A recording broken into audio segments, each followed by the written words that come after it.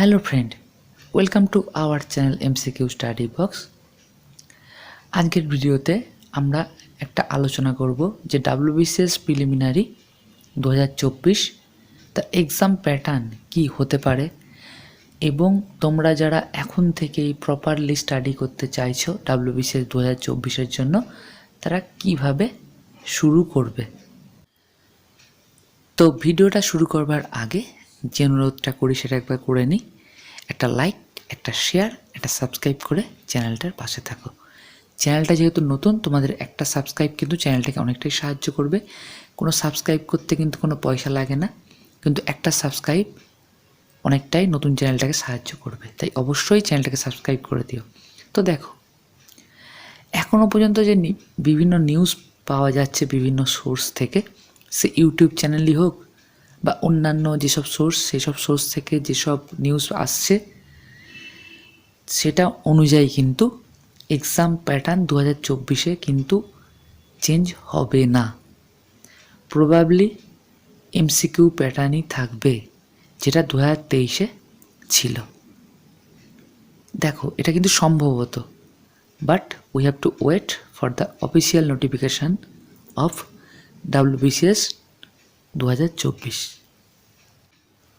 এর অর্থ আমাদেরকে কিন্তু অফিসিয়াল নোটিফিকেশান অবধি ওয়েট করতে হবে। কিন্তু এখনও অবধি বিভিন্ন ইউটিউব চ্যানেলে তোমরা হয়তো দেখেছো বা বিভিন্ন সোর্স থেকে যে নিউজ আসছে যে এখনও পর্যন্ত কিন্তু 2023-এর যে সিলেবাস ছিল এমসিকিউ প্যাটার্ন, সেটাই কিন্তু 2024-এ হওয়ার চান্স সব থেকে বেশি। তো এটা কিন্তু তোমাদের জন্য অনেকটাই ভালো নিউজ, এটা আমি বলবো।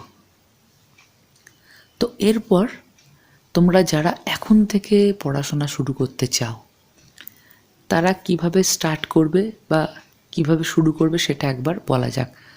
অনেকে এখন থেকে পড়াশোনা শুরু করতে চাও যাতে প্রপারলি তোমরা ডাব্লিউবিসিএস 2024-টা দিতে পারো। এটা খুব ভালো প্ল্যান। তো এর জন্য 3টে পয়েন্ট কিন্তু তোমাদেরকে নোট করতে হবে। তো 1 number point, initial subject wise study according to present syllabus. অর্থাৎ ডাব্লিউবিসিএস 2023-এ যে সিলেবাস ছিল সেই সিলেবাস অনুযায়ী কিন্তু ইনিশিয়াল একটা স্টাডি তোমরা সাবজেক্ট ওয়াইজ শুরু করে দাও। 2 নম্বর দেখো, daily study with proper routine.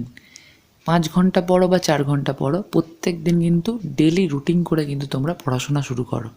তোমাদের যদি রুটিন লাগে তোমরা কমেন্ট বক্সে কমেন্ট করে অবশ্যই জানিও, আমি একটা রুটিন তোমাদেরকে বানিয়ে দেবো। 3 নম্বর দেখো, রেগুলার কারেন্ট অ্যাফেয়ার্স স্টাডি। আমাদের চ্যানেলে কিন্তু নিয়মিত কারেন্ট অ্যাফেয়ার্স পাওয়া যায়। তো তোমরা যেটা করবে, কারেন্ট অ্যাফেয়ার্সগুলো কিন্তু নিয়মিত পড়বে। এটাতে কি হবে, শুধু ডাব্লিউবিসিএস প্রিলি বলে বা মেন বলে নয়, অন্যান্য সব সাবজেক্টে কারেন্ট অ্যাফেয়ার্স কিন্তু পড়া হয়ে যাবে। তো এইভাবে তোমরা পড়তে শুরু করে দাও। আর আমাদের চ্যানেলে কিন্তু বিভিন্ন সাবজেক্টের প্লেলিস্ট করা আছে, সেগুলো তোমরা পড়তে পারো। এবং তোমাদেরকে বলবো এখন থেকে কিন্তু পড়াশোনা শুরু করে দাও। কি সিলেবাস আসবে সেটা নিশ্চিত নয়, কিন্তু এখনও যেটা নিউজ যে পুরনো সিলেবাসই থাকতে পারে, তাই এখন থেকে পড়াশোনা শুরু করে দাও, সময়টা নষ্ট করে না। অনেকে তোমরা হয়তো ভাববে যে সিলেবাস যখন কনফার্ম হয়ে যাবে তখন থেকে পড়াশোনা শুরু করব, তখন কিন্তু সময়টা অনেকটাই কমে আসবে।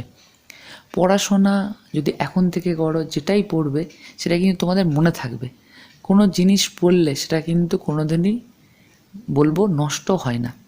যেটাই পড়বে সাবজেক্ট ওয়াইজ সেটাই কিন্তু এক্সাম বা সিলেবাস চেঞ্জ হলেও কিন্তু তোমাদের কাজে লাগবে। তাই এখন থেকেই ডেলি পড়াশোনাটা শুরু করে দাও। কারণ অনেক সময় কি হয়, সময় থাকে না।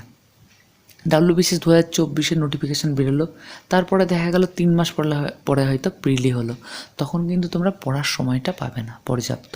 তাই এখন সময় আছে, পিএসসি ক্লাসটি মিসলেনিয়াসের পাশাপাশি ডাব্লিউবিসিএসের জন্যও কিন্তু প্রস্তুতিটা তোমরা নিতে থাকো। তো ভালো থেকো, অনেক অনেক পড়াশোনা করো এবং ভিডিওটা দেখবার জন্য অজস্র ধন্যবাদ। চ্যানেলটার পাশে থেকে অবশ্যই একটা লাইক করে দিও, একটা শেয়ার করে দিও এবং অবশ্যই চ্যানেলটাকে সাবস্ক্রাইব করে নিও। ভালো থেকো, ধন্যবাদ।